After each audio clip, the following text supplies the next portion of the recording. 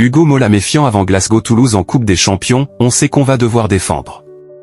Le manager toulousain Hugo Mola a pointé du doigt, ce vendredi en conférence de presse, les mauvaises conditions météorologiques qui attendent son équipe à Glasgow, ce samedi, 21h, en Coupe des Champions. Les Rouges et Noirs auront certainement fort à faire pour endiguer les velléités offensives des Écossais. Que vous inspire cette équipe de Glasgow, que vous affrontez samedi, 21h? Ça fait quand même 2 ou 3 saisons qu'ils sont performants sur la scène européenne et en URC, avec des derniers carrés, des quarts de finale. La saison dernière, ils perdent 2 fois contre le Leinster, sinon ils sont vraiment performants. Ils ont une 3e ligne de très haut niveau et ultra mobile, avec Rory, Darger, Matt, Fagerson qui sont quasiment titulaires en équipe d'Écosse, une charnière qui se connaît très bien maintenant avec George, Hornet, Adam, Hastings, et un des meilleurs centres du monde aujourd'hui avec Sion, Tuipulotu. Il dispose aussi du temps de jeu effectif le plus important des 3 championnats européens combinés. Tout ça nous a quand même amené à bien préparer ce match.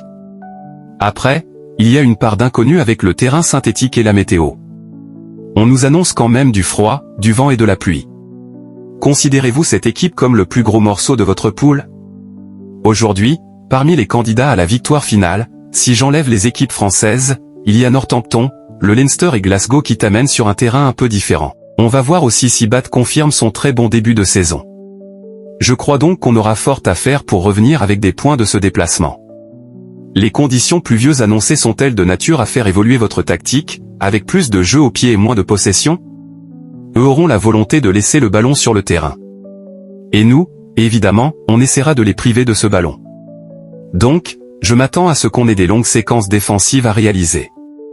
Le problème, c'est que notre championnat ne nous prépare pas à ce genre de match, avec beaucoup de rythme. On a essayé de s'y préparer cette semaine, mais avec une prépa de 6 jours, on n'a pas voulu non plus entamer notre énergie. Le terrain synthétique peut-il niveler les valeurs? Le synthétique, c'est souvent un terrain à accident. Parce qu'il y a notamment beaucoup de turnover. Glasgow aura forcément un petit temps d'avance par rapport à ces conditions-là.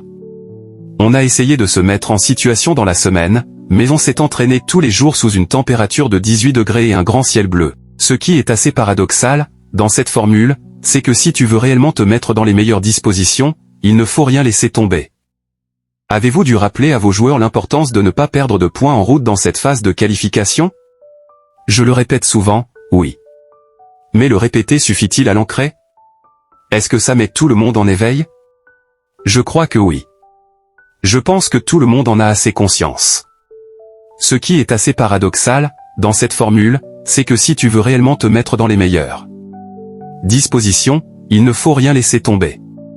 Mais on voit aussi parfois qu'on peut se qualifier avec très peu de points. C'est peut-être ce qui trouble un peu cette compétition. Tout le monde est obsédé par les points de bonus, mais pour autant, il faut gagner les matchs. Et en même temps, avec une victoire et quelques points de bonus, le Racing s'était qualifié avec 8 points il y a 2 ans ou 3 ans. Pour l'instant, on n'est pas dans les calculs. On va juste essayer de revenir avec des points de Glasgow, ce qui ne va pas être aisé. Quel regard portez-vous sur le niveau de jeu de votre équipe aujourd'hui?